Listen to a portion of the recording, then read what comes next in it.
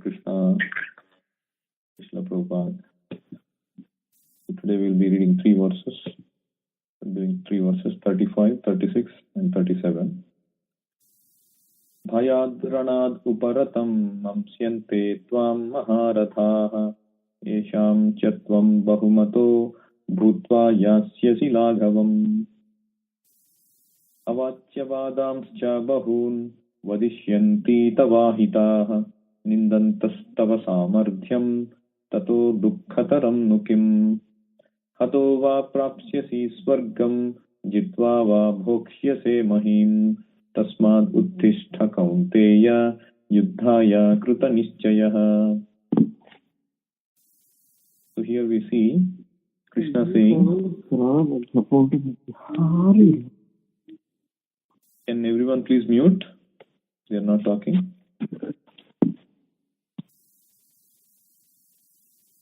Thank you. So here, one striking feature that you will find in this chapter is how Krishna is trying various angles, various arguments, various means to convince Arjuna. So as we had seen 11 to 30 verses, he had used to impart him the gnana of spirit soul, how it is different from the body and the constituency of the spirit soul and such. And from 31 and 32, how Krishna tried to convince Arjuna according to the principle of prescribed duty, karma, or varnashram dharma. How a kshatriya has to fight. That is the duty of a kshatriya, O Arjuna. That is your duty. You have to fight. And you go to heavenly planets by doing this dharma yuddha. And then in 33rd verse, he tried to convince Arjuna by using this argument that you will incur sin because of not fighting. You are thinking that fighting you will incur sin, but actually by not fighting you will be incurring sin. Because fighting for religious cause is pious activity. And quitting fighting when there is a need to fight is actually sinful. And 34, he tried a various different angle. He tried to bring in the kirti, the fame, how one's kirti is important. And Arjuna will have kirti or fame only by fight and not by quitting. So people will actually say that he is a coward. No one will notice, Arjuna has quit this battle because of noble intentions. So Krishna says, people will not think like that. They'll think you are a coward. And in 35, Krishna said, not only will general populace will think you are a coward, but even the great generals, they think that you are a coward. So that's the subtle difference. So Krishna is trying to cover every angle. He's leaving no stone unturned in his arguments. He's bringing in various arguments. And in 36, so 35 we covered, Bhayad ranad uparatam mamsyante tvam maharathaha. Even these great generals will think that you have stopped the battle, uparatam ranad, out of fear only, bhayad. And you will become smaller in their viewpoint. Laghavam, laghu means small. Yesham chatvam bahumato bhutva yasyasi laghavam. You will become small. You will become a coward in their vision. And in the next verse, 36, it says, avatyavadamscha bahun vadishyanti tavahitaha. And as a result of this, your enemies will taunt you, will use this reason that you have fled away from this battle, and it will taunt you. And for a kshatriya like you, it will be very painful. Imagine that situation. Don't think that all will be hunky-dory when you leave. And for a kshatriya to bear those insults will be very tough. And Krishna talks about in the purport, 36th purport, how Arjuna's compassion was being a non-Aryan. Aryan means one who knows the values of life, or one who is advanced in spiritual consciousness. Aryans does not refer to one particular sect of people or some particular region of population. Anybody can be called an Aryan if he is advanced in spiritual knowledge, spiritual consciousness. So Krishna says, I thought that you are an Aryan. So don't show this false compassion. Don't act like this, like a non-Aryan. And then 37th verse, Krishna is reiterating the argument that was given in 32nd verse, where if you win, you will enjoy this kingdom. If you lose, you will still enjoy by going to heavenly planets.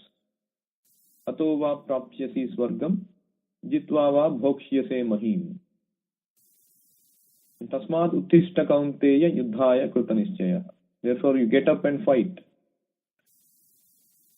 See how, if we see all these kind of arguments from various angles, how Krishna is trying to convince Arjuna, you can imagine how merciful a spiritual master is towards his disciple. Krishna is going to great lengths to appeal to Arjuna at Arjuna's mental capacity. Of course, Arjuna is a pure devotee of the Lord, but in this instance, Arjuna is acting like a forgotten conditioned soul, illusion conditioned soul. He's taken up that role. So we have to assume that Arjuna is at that capacity. So the spiritual master comes down to the level of the devotee, of the disciples. Just like Krishna is coming down to Arjuna's level. Just like with our children, we will have our experience. I'm sure all of you have the experience. A child wants to do something and we try to convince them with so many logics and reasoning that they can understand at their level. A person observing from outside might think, why is this father or mother giving such silly reasons? Reason would be valid, but it may be silly or on the material platform, on the platform that the student or the disciple or the child will only understand. So one should not think, why is Krishna using this karma kanda argument? He should have directly preached about Krishna consciousness. Why Krishna is encouraging Arjuna to go to heavenly planets? Why is Krishna talking about kirti, material kirti? Or how does it matter if the enemies talk about Arjuna's inability? It is required because just like a child is in a lower level of consciousness, all the disciples, when everybody takes up Krishna consciousness, it is a duty of the spiritual master to come down to their level and start preaching. So we see Krishna's task is to slowly raise the consciousness of Arjuna. And then Krishna will speak up all advanced topics. Once Arjuna starts materially adjusting his mind and starts to focus on the immediate task on hand, then Krishna will slowly raise the consciousness and come to the point. When Srila Prabhupada came to the US, he had to put up with many Westerners who were having the most materialistic consciousness one can imagine. Like the other day we were reading the teachings of Srila Bhaktisiddhanta Saraswati Thakur. He says how a spiritual master is like a veterinary doctor. Just to read that quote again. So Bhaktisiddhanta Saraswati Thakur says, we have no inclination towards God and no inclination to remedy that situation. Therefore, we need an expert doctor. Our inclination towards the Lord will arise if we associate with devotees. Just as a veterinary surgeon tactfully places medicine in an animal's mouth, Similarly, the spiritual master and the devotees, who are just like expert doctors, bestow mercy on us. Despite our reluctance, they forcibly pour the mellows of devotional service into our mouths. The spiritual master expertly engages the disciple, slowly raises his consciousness. So the Prabhupada, when he went to the US, we know many things he had to undergo. He had to deal with these people. One time he was sharing an apartment with a young man. I think his name was David. Starts with D, probably David. So Prabhupada discovered that the refrigerator that he was storing food, it also contained meat and dog food. They had a dog. And so this person was keeping a dog food and so many abominable things in the refrigerator. So Prabhupada would be thinking, I have taken a vow of sannyas. I'm living in a place where they are keeping meat. But he had a higher goal. He came for a purpose of serving his spiritual master. So he went on in the midst of great difficulties like this. And in 1966, Prabhupada came in 1965. In July of 1966, Prabhupada finally secured a storefront in New York in 26 Second Avenue. It is still being maintained as a small temple. He began it in a storefront. So he would hold Bhagavad Gita classes at morning 6 o'clock and evening 7 o'clock. And he would do that irrespective of people would come or not. And he would record these sessions. And it took like a lot of time, probably after 10 months. Then people started coming in. A lot of devotees started showing up, prospective devotees. And later on they became these initial devotees like Brahmananda Prabhu, Kirtanananda Swami, Hayagriva Prabhu, Satswarup. All these people had Karmi names, but I'm just saying the initiated names. Umapati Das, Achyutananda Prabhu, all these people, they would come and stop in and would listen Prabhupada. And they would come early in the morning. When they come, they would pick up some flowers along the way to offer to Prabhupada. And Prabhupada would accept that service. And most of the night time, Prabhupada would spend not sleeping. Because by that time, there was no Bhagavad Gita as it is, completed version, translation and purports. So he would spend most of the time, he would hardly take rest for 1 or 2 hours. And he would spend time translation. And in the evening and during the class times, in the morning times, he would read some of what he had written for Bhagavad Gita the previous day. And during the whole daytime, Prabhupada had all the time to spend for all the questions that these people had, ranging from the most materialistic questions to the most weird spiritual questions. So Prabhupada was spending hours and hours trying to understand their mindset and trying to appeal at their level of consciousness, trying to convince them about Krishna consciousness. And then he was feeding them prasadam by personally cooking them. Initially he was circumspect how they would eat this prasadam without any of this spicy or any of this meat ingredients that they are used to. But fortunately, Krishna's prasadam, cooked by pure devotee, it appealed to their senses and people really got addicted. And gradually the movement was increased on these simple principles.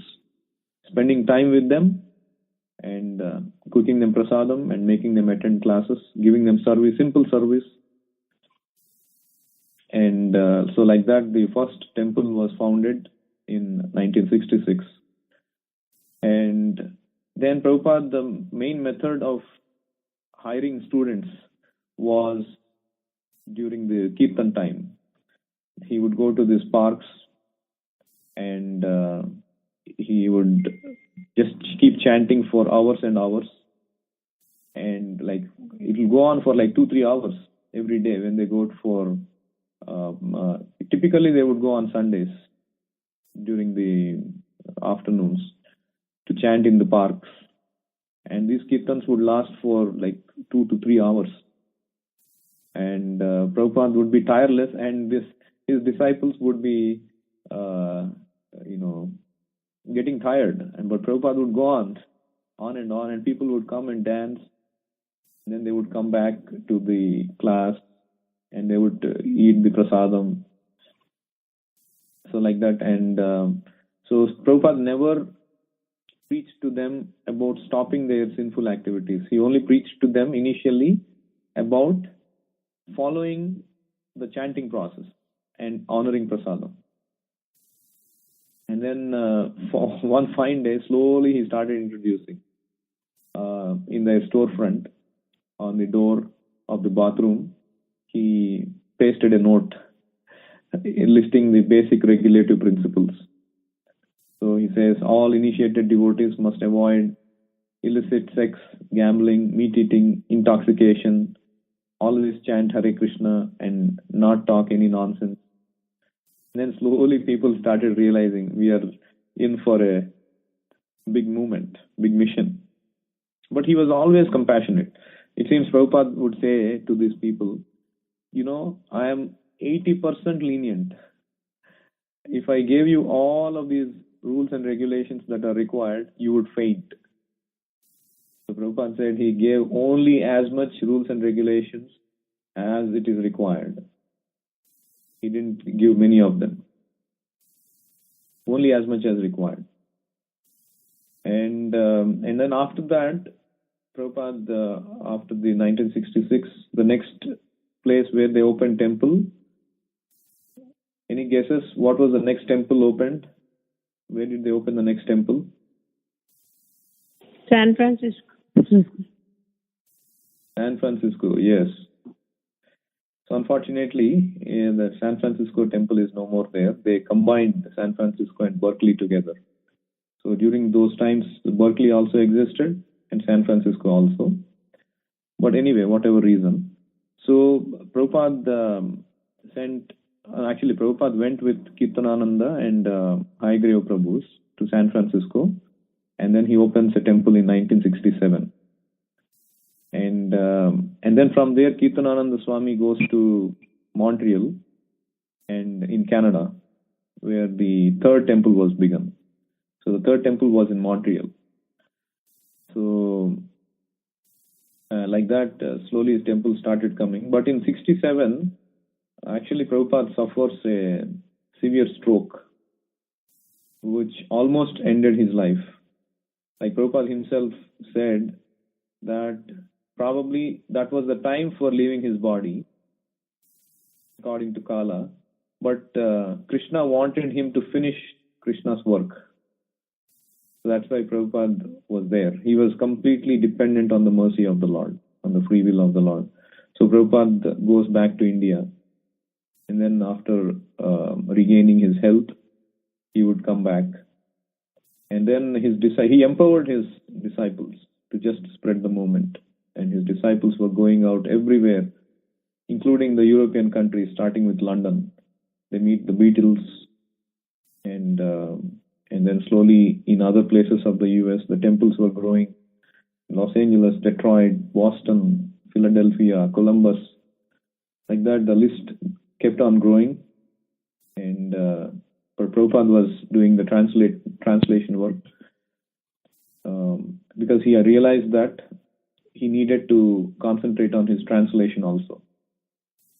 And his schedule would continue wherever he was. He would sleep for 1 or 2 hours and wake up and translate for 2 or 3 hours a night, while everyone else would be taking rest. So first he published Bhagavad Gita, and then he wrote teachings of Lord Chaitanya. And then, he wrote Krishna book, the summary of 10th canto, and then the Nectar of Devotion. And in parallel, he was doing all this translation of Bhagavatam.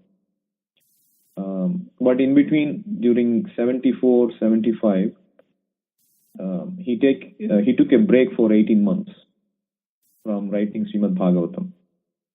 But he wrote something else during that time. Any guesses what did he write during that time, during the 18 months that he took a break? Chaitanya Charitamrita. Yes. He wrote the Chaitanya Charitamrita translation and commentary during those 18 months period.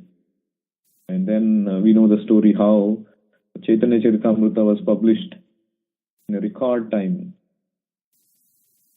That's for another day. But that's how Prabhupada was so patient, and he came down to the level of his disciples. That's why initially, if you hear his lectures during those days, 65, 66, 67, it is so basic and so nice to hear. So he presents it so logically, coming down to their level, appealing to their level of consciousness. Very, very entertaining lectures if you go through those initial days. So Prabhupada was very compassionate. So that's the point. So like Krishna is showing his compassion to Arjuna by going to extreme lengths, trying to convince him in different ways to make him come back to his path. So I'll stop here. Any other questions, comments on what we discussed today? I have a question, Prabhu. Yeah. Krishna, he says, whatever we do, we have to, give the result to the Lord, right, Prabhu? And we should have a detachment. But why here he is keep on saying about Kirti? Yeah, exactly. So that's the point. What I'm saying is, Krishna is trying to use the Karma Kanda arguments. He's trying to appeal to Arjuna from the consciousness where he is at right now. So Krishna is not leaving any stone unturned.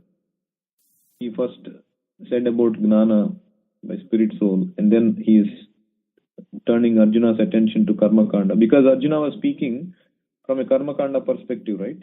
In the first chapter, where he was speaking about why he should not fight, then Arjuna was giving these people are seniors, how should I fight? And these people are respectable people, I will incur sinful reaction. And I will also lose my fame by killing these people. So Krishna is using the same arguments, same Karma Kanda arguments. Hey Arjuna, you will lose the fame and you will get sinful reactions, not by fighting, but rather by not fighting. And then gradually you will see from 39th verse, Krishna adopts working without fruitive results approach. In fact, from next verse onwards. So we will see Krishna gradually raising the standard of reasoning to convince Arjuna. The point is, either you take the material argument or the spiritual argument, you should fight. So that's the thing that Krishna is trying to drive towards. I'm not sure if that answers your question.